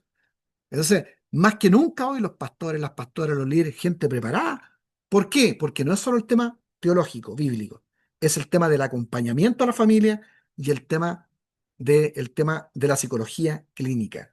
Son básicos en el ministerio del día de hoy, de personas que van a ser responsables en el ministerio con otras personas, ¿no? Es mucho, ¿cierto? Es demasiada exigencia esta cuestión, ¿no? Oremos, no va mejor, ¿cierto? No, po, tengo que ser responsable. Ya, ok, entonces la hipersexualización, el hacinamiento, la falta de supervisión, hogares donde los niños pasan largos periodos solos, ausencia de educación sexual saludable, ¿cierto? Donde no se habla porque una cosa que no nos guste la educación sexual integral de los movimientos de sexualidades divergentes, pero educación sexual tiene que haber, po, según la edad, eso sí. Y la iglesia tiene que hacer algo sobre eso. El tabú o silencio en la familia o la iglesia sobre sexualidad es muy malo. Ambiente religioso con autoridad vertical facilita el abuso. O sea, la iglesia donde nadie le puede decir nada al pastor. Ese sistema de autoridad vertical es muy católico, ¿ah? Pero fíjense que lo discutimos en la clase de historia de licenciatura en teología el jueves, ayer, en el seminario teológico, donde yo soy profesor. Este tema de que la iglesia pentecostal tiene muchas cosas más parecidas al catolicismo de lo que cree, porque siempre dicen, no, los católicos, no queremos nada con los católicos son idólatras, los católicos, siempre le pegamos a los católicos. No, no queremos ser, ni nos parecemos a los católicos, porque la Virgen, qué sé. Pero en muchos elementos de la iglesia evangélica es muy católica. Una de ellas es el tema del liderazgo. ¿De dónde sacó la iglesia evangélica que al pastor no se le puede decir nada? ¿De dónde sacaron eso? Todo lo que muestra el Nuevo Testamento de los primeros siglos de una iglesia que comparte el liderazgo. El pastor, el obispo, el pastor, el obispo, el presbítero, el anciano, son una misma cosa, es una persona que está cuidando a la iglesia, que se le dio distintos nombres. No es un nombre de jerarquía. Ese tema de que el obispo está arriba y abajo en los presbíteros y los pastores y los pobres pastorcillos últimos son diferentes en rango y en jerarquía, son todas tonteras católico-romanas y las reproduce la iglesia evangélica y las reproduce como si fueran de Dios. No es que lo dice el estatuto, no, el tribunal calificador lo dice. Se le interesa más el estatuto que la Biblia. Entonces, ¿qué les digo yo respecto del tema de la sexualidad? Cuando existen ambientes donde existe liderazgo vertical, donde hay un personaje arriba que nadie le puede decir nada, mire, usted va a reconocer una iglesia sectaria al tiro. Cuando usted ve que en el grupo el líder habla y nadie se atreve a decir nada. Es una secta. Usted está frente a una secta ahí. Y yo he visto esta. No me debe pensar usted que en grupos que no son educados. No, yo he estado en grupos donde hay gente que es profesional y habla el puro líder. Hace lo que quiere, dice lo que él quiere. Nadie es capaz de hablar, de levantar la voz.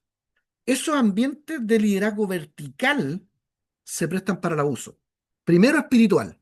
Y cuando hay abuso espiritual, el abuso sexual está pero a la vuelta de la esquina. Yo te discúlpeme que les diga, pero yo creo que hay que empezar a decir la verdad, porque si no, nos vamos a enredar y van a empezar a salir casos de abuso dentro de la iglesia. Y eso es lo que no queremos. Queremos cuidar la iglesia. ¿Ya?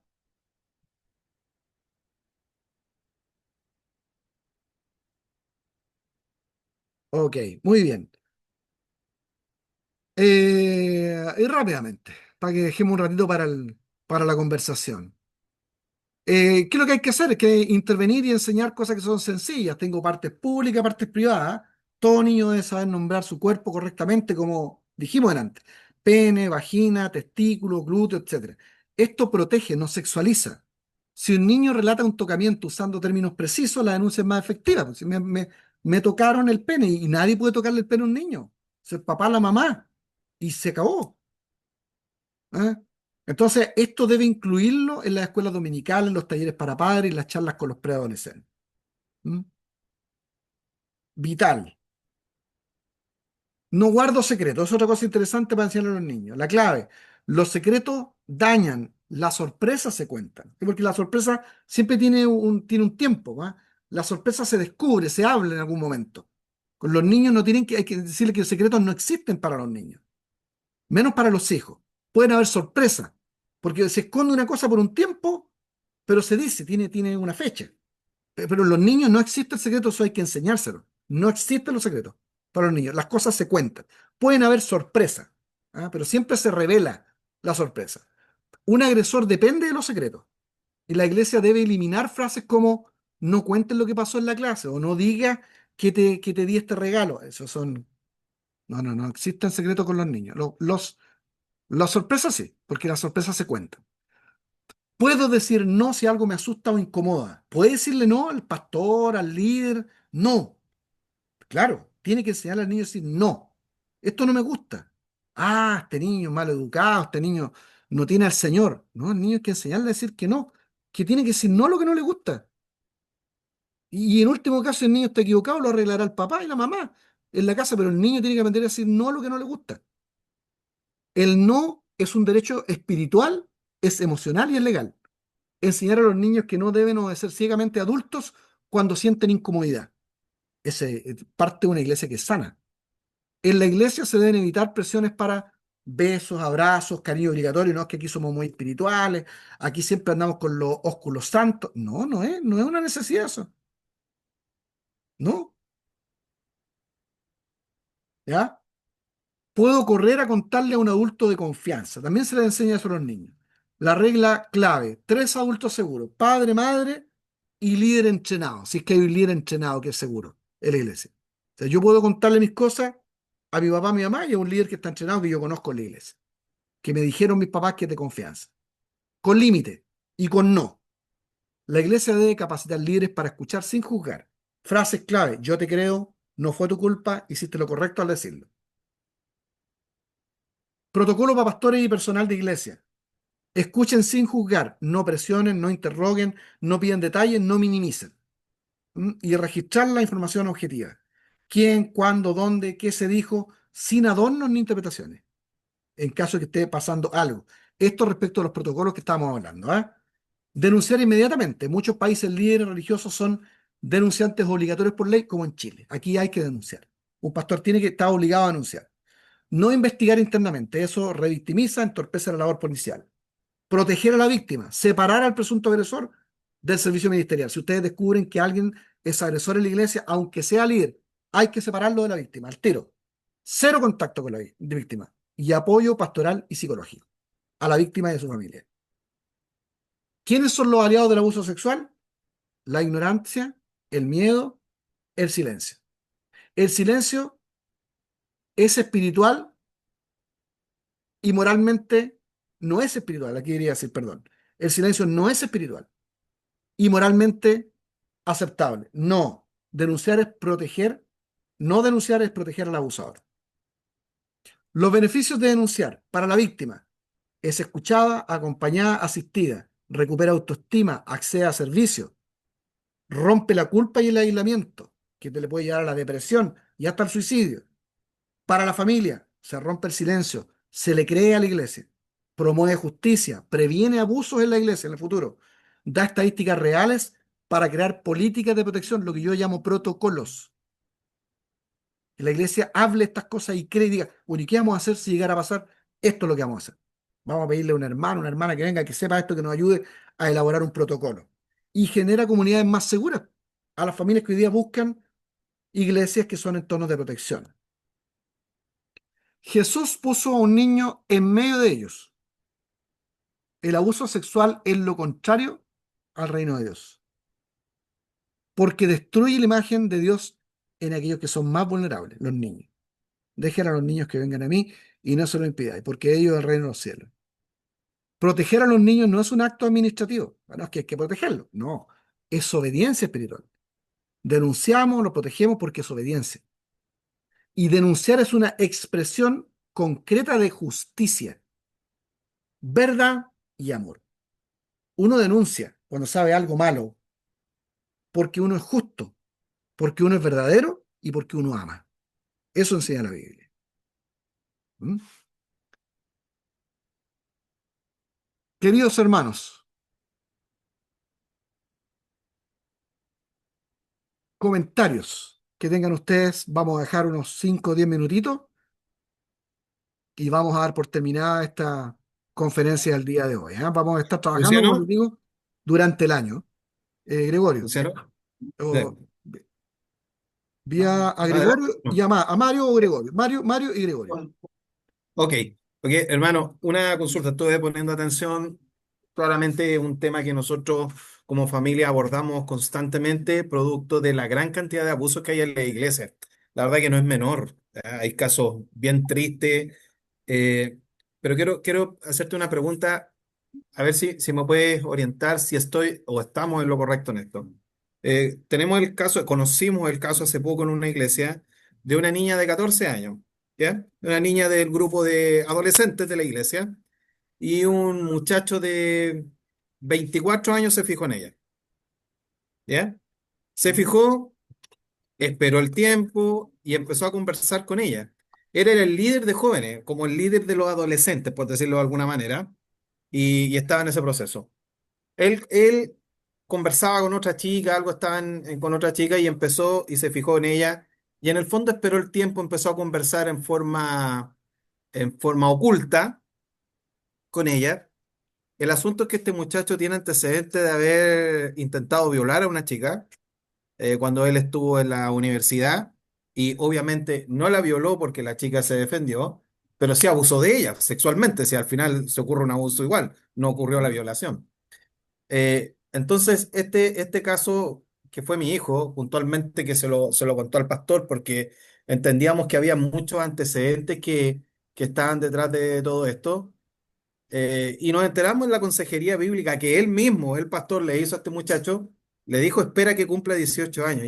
Yo me tomé la cabeza, espera que cumpla 18 años para poder abordarla de una manera romántica. Eh, este caso puntual, con el contexto que he dado, ¿es de alto riesgo? Absolutamente alto riesgo. Sin ninguna flor al lado. Es tan Perfecto. alta como, por ejemplo, en iglesias donde inducen a las parejas a casarse. Ningún líder, y tienen que entenderlo, ningún líder que tenga su cabeza sana, que tenga mínima formación bíblica, puede meterse en la vida y en las relaciones de amor de las personas. Y nosotros tenemos iglesias donde personas reconocidas, yo no voy a decir eso aquí, pero personas reconocidas dan pauta de con quién se tienen que casar los jóvenes de la iglesia.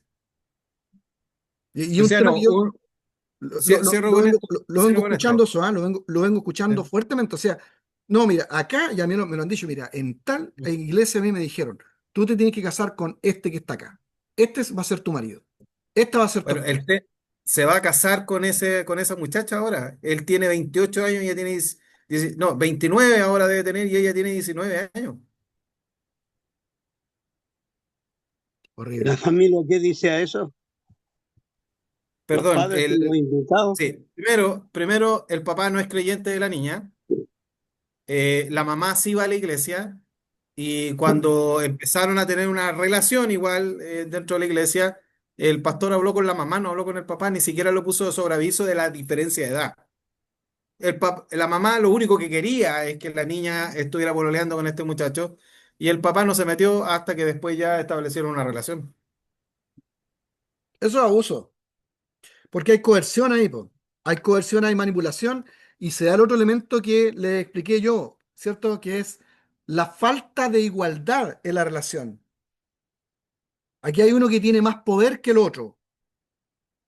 Porque no estamos hablando del caso de que una persona tenga 50 años y la otra tenga 30. Ella es una persona que ya tiene su cerebro desarrollado, que tomó una decisión madura, que podrá no gustarle a alguien, pero estamos hablando de dos personas que mentalmente están en condiciones de tomar esa decisión. Acabo de decir que del punto de vista de Jean Piaget hay sectores del cerebro humano que aún continúan plástico hasta los 20, 25 años. Entonces imagínate que un pastor está, porque este es el caso, yo no sé quién será, pero tú dices que el caso es que el pastor sabía que este muchacho había intentado violar. Uno, hay un tema de ocultamiento, de una cuestión que es grave. Lo ponen a servir a otras personas. Dos, grave. Número tres, sabe que está abordando en falta de igualdad a una menor de edad. Tres, cuatro, aconseja de que espere que tenga mayor de edad para que la pueda abordar sentimentalmente. Claramente hay una seguidilla de cuestiones que son constituyentes de abuso sexual de menor. Claramente. Gracias, Mario. Gregorio y Jorge. Buenas tardes, Pastor Luciano. Como siempre, muy buena la clase. Siempre edificante. Claro, es un tema bastante serio. Por mi trabajo, a mí a diario me toca ver, bueno, en su minuto eran pastores que hoy en día están cumpliendo condena por delitos de índole sexual, con temas de ósculo santo, y lamentablemente hay personas que todavía le creen a estas personas.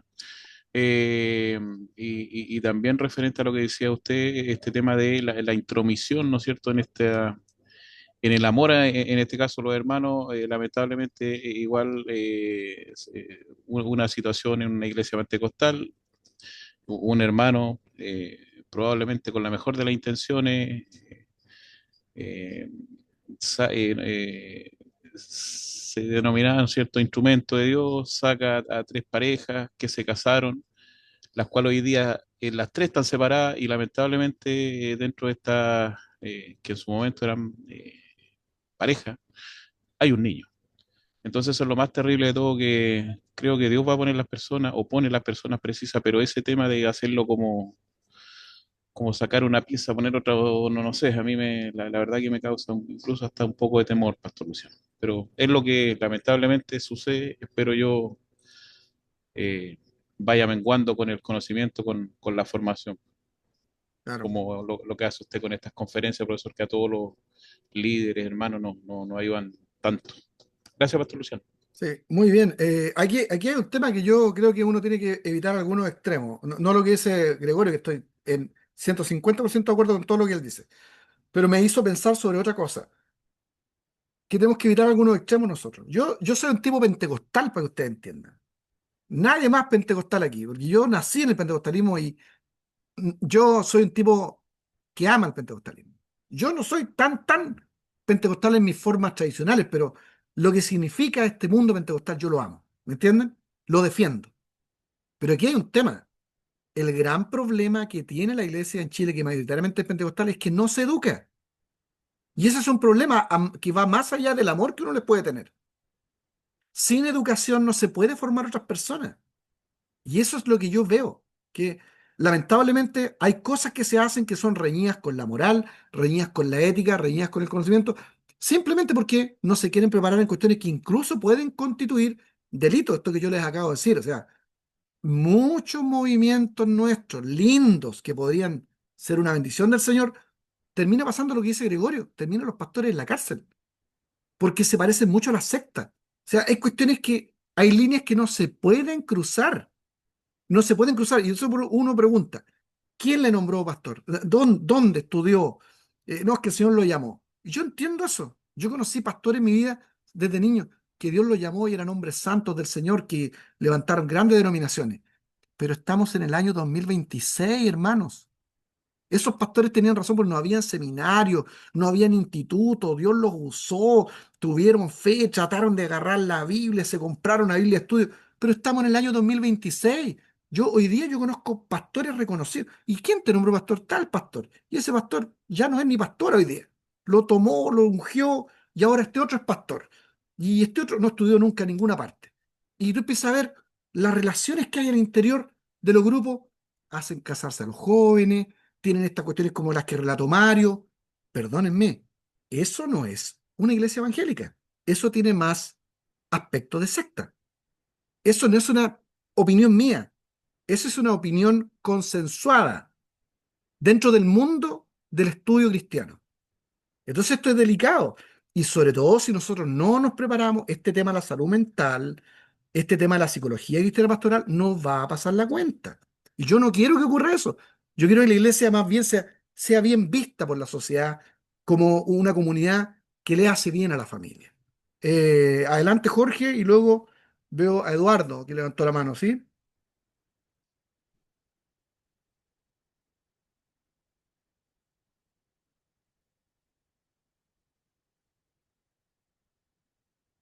No te escuchas, Jorge.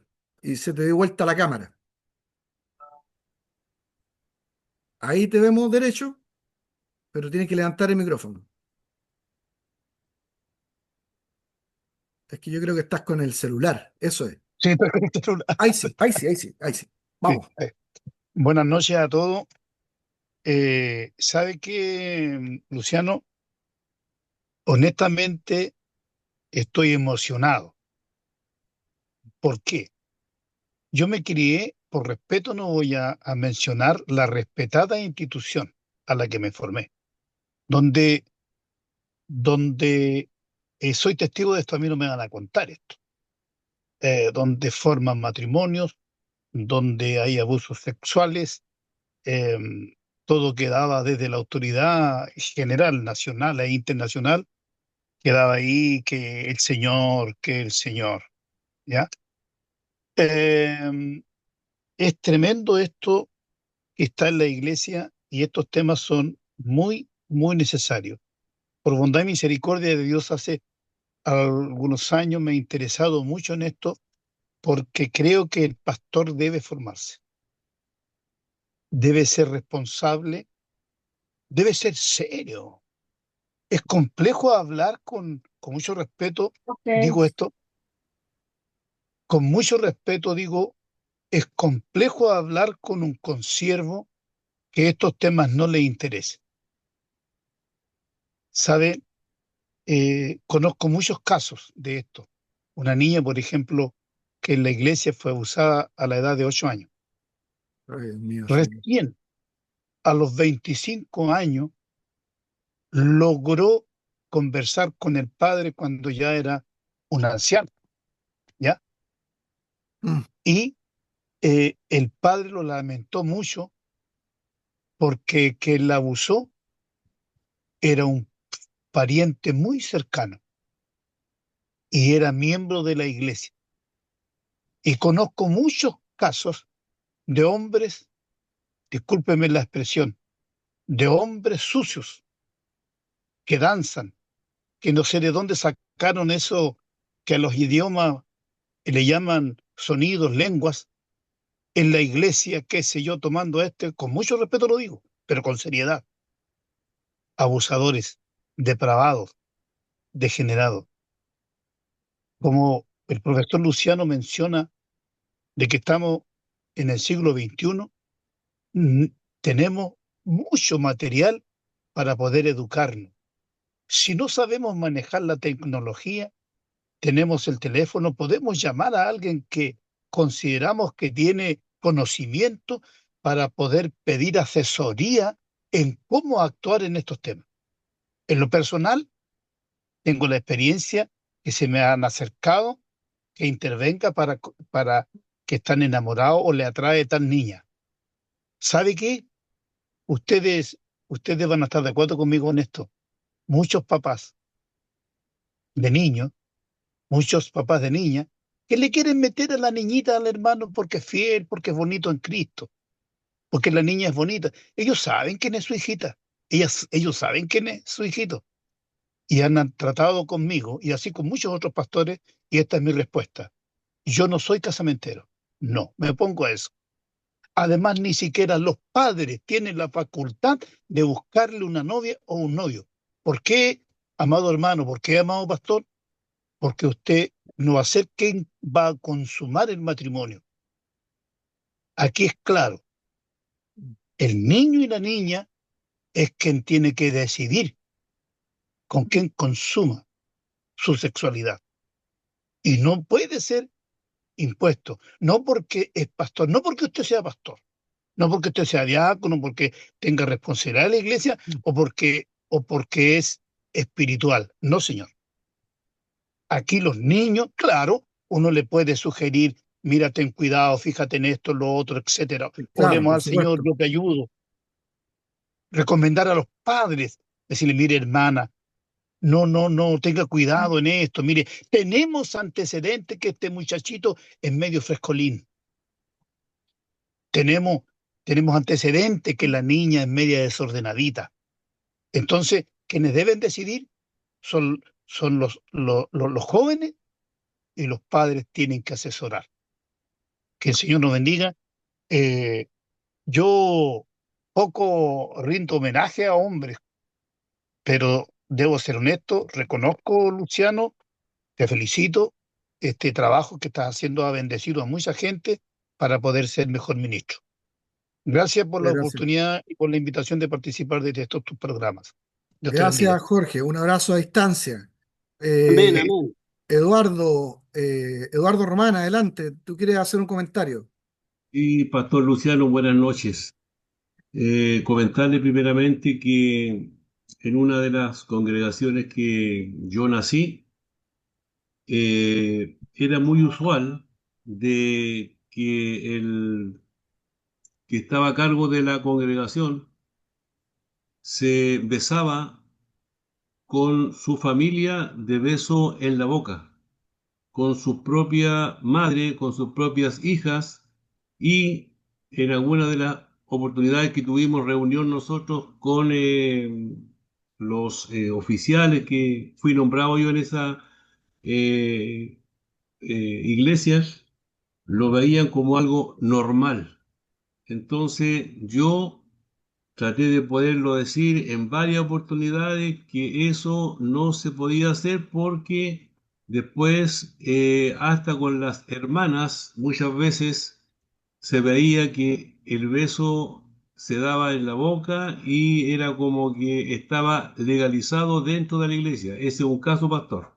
Mm. Y lo otro, que en una oportunidad también llegó de allá de Villarrica un joven que era hijo de pastor, que estaba pololeando con una de mis sobrinas allá en ese local, en esa ciudad, y también fui informado que había de por medio sexualidad, ¿ya? Pero el joven, al final, mi sobrina lo desechó y él se vino a Santiago para acá y andaba pololeando con una hija de la hermana del siervo que estaba a cargo de la iglesia también, y que yo no sé si lo hice bien o hice mal. Yo, en cierto modo, como ya no estaba con mi sobrina, A Luciano, acá el estaba pastor, besándose hasta dentro de la iglesia y no había ningún respeto por la casa de oración. Así que esas son las cosas, pastor, que yo vi en esa oportunidad. Y también otra cosa que en un noviazgo que se pudo haber dentro de la iglesia, se tocó el tema en una oportunidad y se le daba el favor a la joven con que había un noviazgo que estaba dentro de la iglesia, pero nunca se llamó a los papás para que tomaran cartas en el asunto, sino que ellos andaban escondidos por fuera y al final el papá defendía a su hija y su mamá defendía a su hijo. Y cuando nos veían a nosotros afuera en la calle, ellos se soltaban de la mano y era como que nunca habían andado juntos. Y eso también pienso yo que no fue tomado con cierta responsabilidad dentro del cuerpo de oficiales de la iglesia, y quizá ese fue el motivo que yo también emigré de esa iglesia y ahora estoy en otro lugar. Eso, pastor, para no dar nombre ni denominaciones. Muy bien, muchas gracias. Yo les recomiendo, pastores, de que miren, este tema hoy día no es tan difícil porque hoy día casi todos dentro de nuestras iglesias, por muy sencillas que sean, tenemos gente profesional. Yo tuve la fortuna de tener un padre bastante educado y cuando tomé mi decisión por Cristo también, Dios me rodeó de gente que ha tenido, que tuvo una trayectoria buena como líderes pastorales que estudiaban la palabra. Entre ellos aquí veo a José Reyes, que fue mi profesor, él fue de las primeras personas que me incentivó a estudiar la palabra. No todos han tenido a lo mejor la misma fortuna, la misma bendición, pero yo lo que veo hoy día es que por más pequeñas que sean nuestras comunidades, siempre eso nos manda o un psicólogo o una hermana que estudió para educadora de párvulo. Tenemos muchos profesionales dentro de la iglesia. Usemos a estas personas, capacitémoslas. Si no tenemos nosotros la capacidad de ir a un curso, estar un año ahí con los libros, pero hay gente que nosotros podemos capacitar. El tema de la salud mental, la psicología, es fundamental el día de hoy. Yo quiero pedirles solo 2 minutos más, un par de minutos más. Miren, yo sé que, y no quiero que se desanimen, porque a lo mejor no todos van a tener la capacidad para poder estudiar 2 años un diploma como el que tenemos nosotros en salud mental. Pero este diplomado va a dar origen a conferencias mensuales. Si alguno de ustedes quiere estudiar, el perfil del alumno que tiene este diploma es súper serio. O sea, aquí uno va a estudiar temas que son realmente interesantes como este y en profundidad, con personas que trabajan en la psicología clínica, en el tema de la teología, la exégesis correcta de la Biblia, y los temas son absolutamente los temas del día de hoy. El ciclo vital de la familia, la salud mental, el suicidio, el trabajo con los niños, el asesoramiento pastoral para los prematrimoniales, el acompañamiento de los matrimonios, el problema de la salud mental. Todos estos temas se tratan desde la perspectiva de la psicología clínica o la psicología aplicada a la Biblia. Este es un curso que dura 2 años. Yo estoy graduando un grupo curso ahora en el mes de marzo y en marzo 4, todos los días martes, se hace este curso y dura 2 años. Si alguien quiere saber un poquito más, este curso cuenta con todos los libros. Los libros, algunos los escribo yo, otros los tengo desde Estados Unidos con el copyright. Todas las materias tienen un libro de texto. Es uno de los cursos más serios en psicología cristiana pastoral y salud mental que hay hoy día, porque quienes están en el mundo de la teología les van a decir a ustedes, los seminarios, esta es la pata coja de los seminarios. En Chile tenemos seminarios súper buenos, muy buenos profesores de Biblia, pero no abundan seminarios que traten estos temas, que son a mi juicio los temas fundamentales y que tienen que ver con la relación con las personas. Pero nosotros, si no entendemos eso, nosotros trabajamos con personas. Trabajamos con seres humanos, con familias, y debemos ser responsables con ello. Entonces, solo quiero dejarle eso si hay alguno que esté interesado o que quiera información para el próximo año o le interese saber, ahí está, ustedes me están viendo, está mi nombre, Luciano Silva, y está mi número de teléfono para quien desee. Y si no están los recursos este año, yo les pido no se separen de mí, aguántenme que de repente estoy mandándoles información, pero siempre hay alguna conferencia, alguna persona que yo invito donde estamos dándole herramientas a la iglesia para que pueda ir avanzando. No sé si alguien más tiene alguna otra pregunta, algún comentario, como para ir cerrando esta noche. Eh, yo, pastor, Patricia, Patricia. Buenas noches a todos, mi hermano. Buenas noches. Pensé mucho en querer expresarme, porque este tema que se está exponiendo hoy día es muy delicado y fue un poquitito traumático para mí. Yo tengo 50 años hoy en día y alrededor no tengo muy claro, pero entre los 11 años y 15 años yo fui, mm, eh, ay, perdón, es que me pongo un poquito nerviosa. Sí. Fui víctima de abuso dentro de la iglesia por un hermano. Estos temas, esto no se conversaban, o sea, ya pasó hace más de 35 años atrás. Lo viví poquito tiempo desde que mis papás se habían convertido al evangelio, y lo viví por un oficial de la iglesia, diácono, como le llaman en su congregación, corista, un hermano antiguo, y supuestamente una vida intachable. Solamente él servía al Señor, ninguna de su familia, y él empezó a llegar a mi casa porque yo tenía un hermano menor que le gustaba la música y iba a la casa para enseñarle a tocar lo que era guitarra. Y ahí empezó el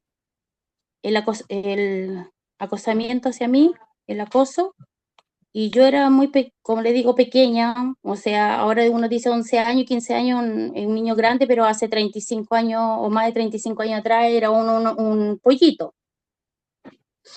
Y él era un hombre grande, gigante, alto. Entonces, él empezó a llegar a la casa y él empezó con los abrazos muy, muy apretados que me llegaba a mí a molestar porque yo era menudita, era una persona bien, bien delgadita, y después empezaba a darme besos en la boca. Y yo lo corría y yo tenía mucho miedo porque mi papá era una persona que recién venía llegando al evangelio, tenía un carácter muy fuerte y me daba miedo de contarle lo que estaba pasando. No recuerdo cuánto tiempo fue, sé que fue un buen tiempo, y hasta que yo me atreví le dije a mi papá lo que había pasado. Mi papá conversó con el que era el pastor en esa época de la iglesia y el pastor lo castigó, no sé cómo se dice eso, lo sacó del diaconado, lo sacó del coro, y este personaje, porque no voy a decir hermano, este personaje al tiempo se fue de la iglesia y al final él falleció, y no dentro de la iglesia, él falleció en su casa y no se congregó nunca más. Entonces, yo recién vine a recordar este tema cuando pasó una situación de algún poquito acoso de un hermano hacia una joven, y ahí yo recordé lo que había vivido. Nunca, Claro. nunca, y esto hace como unos 5 años atrás. O sea, durante más de 30 años yo no lo recordaba, lo que me había pasado. Y mi hija, ella es psicóloga, y ella me decía que lo que pasa cuando uno vive una situación traumática, el cerebro bloquea esa información. Entonces puede bloquearlo por muchos años o para el resto de la vida, pero cuando hay algo que gatilla eso, uno lo trae a los recuerdos. Sí. Entonces, eso sí se pasa en la iglesia, como se dice, lo pasó en la antigüedad, y en la antigüedad no eran temas conversados. El pastor hizo eso, ni siquiera nadie de la iglesia supo, le dijo a mi papá que para evitarse problemas, obviamente, que él sí lo iba a sacar del coro, del diaconado y todo, y no se conversó nada. Y bueno, el pastor de esa época falleció ya hace un tiempo atrás, y ni siquiera la esposa, porque yo tengo con la pastora mucha confianza y yo ahora puedo contar este tema a los demás. Y ella me decía que tampoco ella nunca supo, porque el pastor era muy discreto, solo solucionó el problema con mi papá. Y una tía que estaba en la iglesia, que la llevó al evangelio a mi papá, ella supo lo que me había pasado. Entonces, son temas muy delicados que Muy se bien. han visto desde siempre. O sea, yo tengo, como le digo, 50 años y esto pasó ya hace más de 35 años atrás. Mm, Y entonces es importante educar a educar y a la juventud, a los niños desde pequeños. Yo trabajo, ahora actualmente no, pero he trabajado durante años con los niños de menores de edad, con escuelas dominicales, escuelas bíblicas. Trabajo con mi sobrino, ahora sobrinos nietos que tengo, justamente ahora lo tengo en una semana, haciéndole escuela bíblica vacaciones, y por eso no encendí ni la cámara ni el micrófono, ahora lo mandé al segundo piso para que no me tan bulla. Así que eso sería como la experiencia, porque muy vi que bien. todos Mm. contaban cosas externas, pero no lo que uno, como yo, que lo viví. Hoy se le Y fue una agradece cosa muy su... traumático, como mi cerebro durante años lo bloqueó. Y eso pasa, me decía mi hija, que eso pasa cuando uno vive una situación traumática. Gracias, hermana Patricia. Muchas gracias por su valentía, digamos, voluntariamente Sí, usted gracias. quiso contar, pero que es un ejemplo gráfico de lo que pasa dentro de la iglesia. Yo, miren, cierro con esto. La iglesia es el cuerpo de Cristo.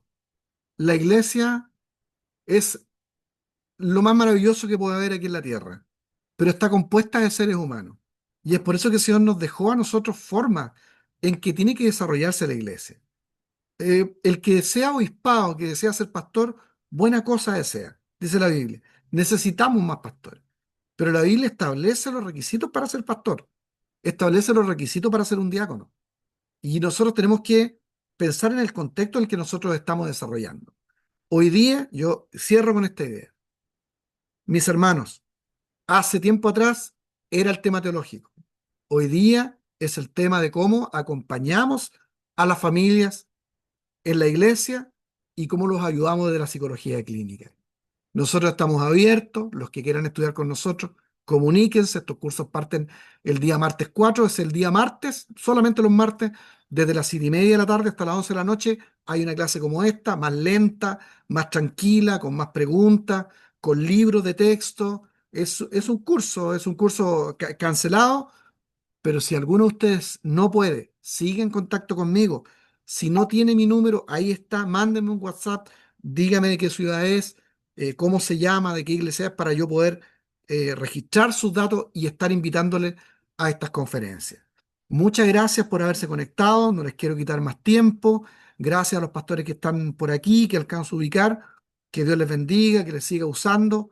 Agradezco al Señor que han permanecido tantos años sirviendo al Señor de esta manera. Así que muchas gracias y que el Señor les bendiga. Nos estamos viendo en una próxima oportunidad. Les voy a mandar la clase grabada. ¿Les parece? Don Luciano, ¿Mm? quisiera Gracias. agregar, ya terminando, pero la iglesia realmente, el discipulado es esencial. Así La es. enseñanza de Cristo y de lo que Cristo mandó que hiciesen, porque Él lo dijo, vayan y hagan discípulos, no creyentes, no seguidores, no Así es. personas que conozcan de algo de la iglesia, no, discípulos que aprendan a obedecer lo que yo he mandado y estaré Amén. con ustedes hasta el fin de los tiempos. Por Así eso, es. hermano, es tan importante que la iglesia hoy día asuma la enseñanza en la iglesia. Muchas gracias, Pastor Luciano, una vez más. Gracias. Agradezco. Un agrado a Veo que usted. son muchos los que lo siguen y gracias a Dios por eso. Muchas gracias. Dios les bendiga. Gracias, Nos estamos viendo prontamente. gracias, pastor. Estamos a su disposición.